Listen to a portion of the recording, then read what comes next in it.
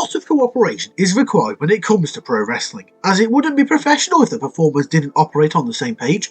Even those who do not get on behind the scenes have found a way to make things work inside the ring before, as good business requires a bit of compromise. However, there are occasions where real-life animosities get in the way of what could have been a great feud between two stars. Sometimes a performer outright refuses to work with someone else, which can be a huge missed opportunity for absolutely everyone involved. Welcome to On a Wrestling Club, and here is our list of 10 great feuds we sadly never got to see due to one performer refusing. Welcome to the club. In number 10 we have Brock Lesnar declining the chance to work with Bray Wyatt as the pair was slated to work together at WrestleMania 39. A recent example of a star using his power to turn down a match was at WrestleMania 39, when Brock Lesnar refused to face Bray Wyatt, despite plans from WWE to book the match. Lesnar ended up facing a Moss at the event, going over the Giant in under 5 minutes in what would be his last match at WrestleMania for now. Meanwhile, Wyatt was positioned in a feud with Bobby Lashley at the show, but this was nixed due to health issues that Bray was experiencing. Unfortunately, he would pass away later that year, with his last appearance being in the build-up to WrestleMania 39.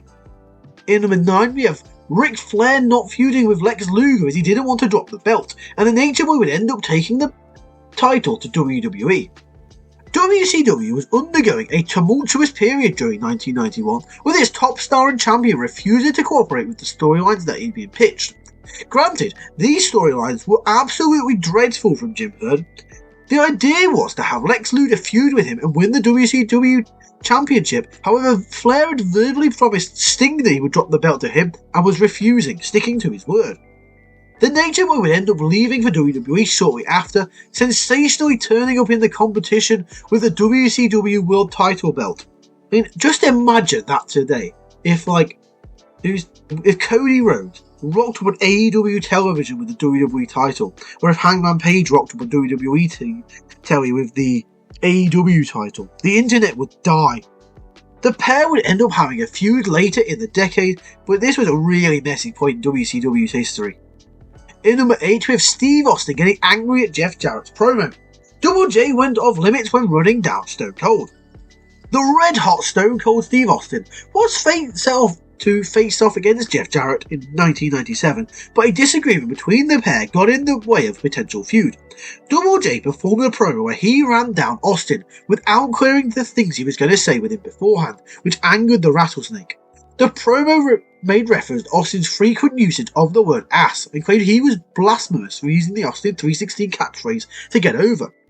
Needless to say, things worked out okay for Stone Cold, while JEFFJARRETT, otherwise known as the man with the stupidest catchphrase in the world, found a good deal of success in WCW and TNA.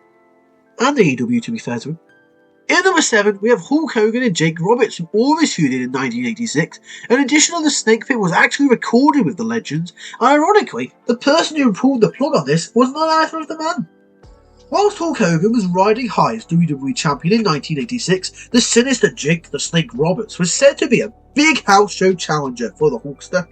According to Roberts, the pair had filmed the Snake Pit segment which saw Jake DDT Hogan, which got huge cheers from the crowd, which was obviously not the intended reaction. The validity of this story is up for debate. However, it's true that Jake did not get given the spot to work with Hogan during this time.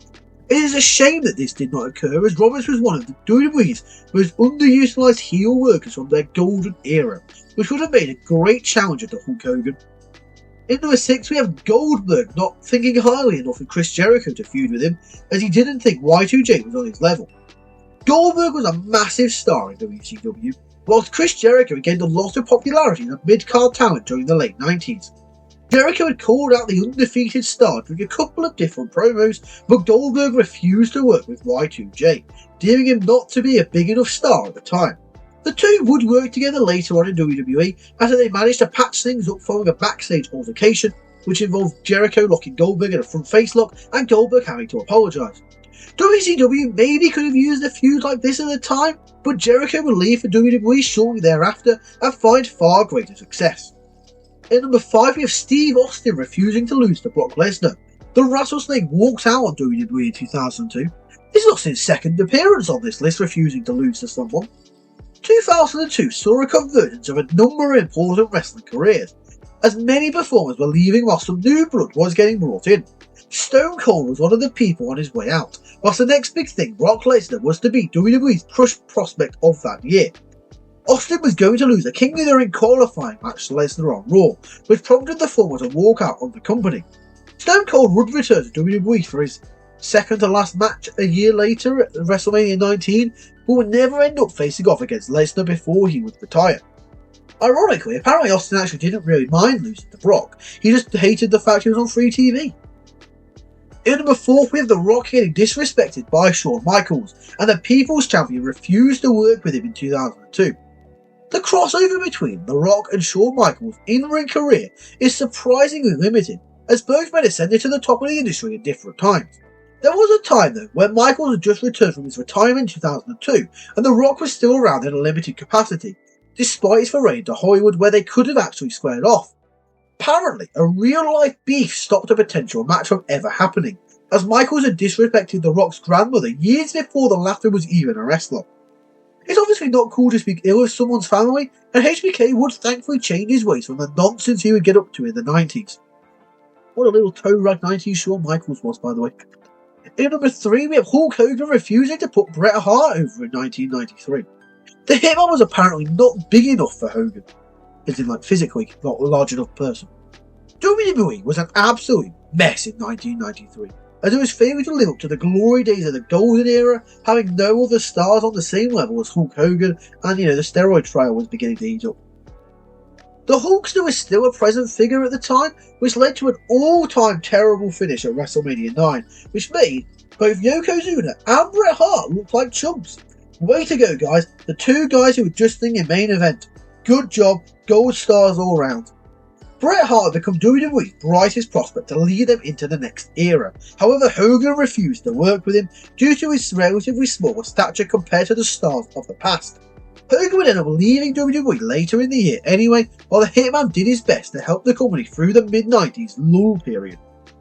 In number 2, we're moving away from WWE now, as we have a CM Punk dream match with Kenny Omega that failed to happen, and the events of Brawl Out scuppered any chance of them working together. CM Punk returned to wrestling in 2021.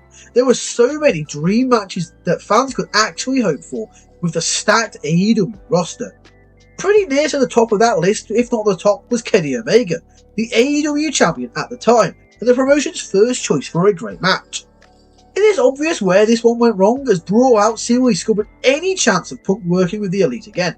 Punk would leave the company in 2023, whilst Omega continued to deal with health issues, making the dream match a completely infeasible prospect at this point, barring Kenny Omega coming to WWE, and then maybe they'd be able to settle the beef. But I don't see Kenny Omega going to WWE. And number 1, we have Steve Austin and Hulk Hogan reaching a political impasse, which meant they didn't face off at WrestleMania 18. That's Austin's 3rd appearance on this list. What a politica. When an unstoppable force meets an immovable object in pro wrestling, it is usually a pretty great spectacle that fans are desperate to see.